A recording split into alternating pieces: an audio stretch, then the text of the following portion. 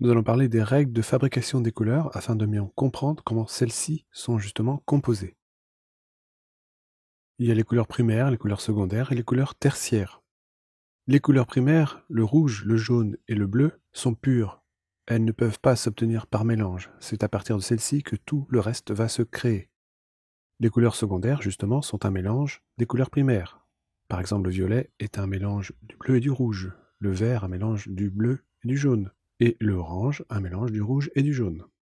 Il existe donc 3 couleurs primaires, 3 couleurs secondaires et 6 couleurs tertiaires qui sont un mélange de couleurs primaires et de couleurs secondaires. Ensemble, nous aurons 12 couleurs dans notre cercle chromatique. Nous allons pouvoir organiser ces couleurs ensemble. Nous allons pouvoir les organiser en choisissant de les opposer pour créer un fort contraste. Ce seront les couleurs complémentaires.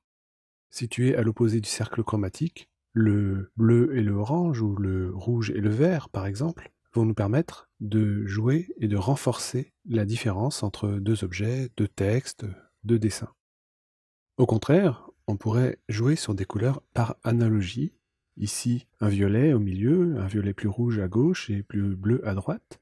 On va les placer de manière assez proche sur un cercle chromatique et décliner ce que l'on peut appeler aussi des camailleux de couleurs. Enfin, la dernière façon de procéder, c'est de décaler les couleurs de 120 degrés sur le cercle chromatique, qui en fait évidemment 360. Nous appellerons cela des couleurs triadiques. Donc, en faisant tourner ce cercle chromatique différemment, on obtiendra une harmonie de couleurs triadique.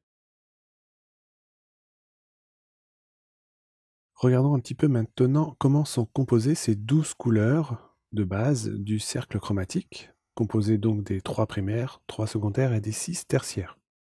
Tout d'abord, nous avons la couleur, et cette couleur, nous allons pouvoir la décliner. Nous allons pouvoir en faire une teinte, en rajoutant du blanc tout simplement, afin de la délayer.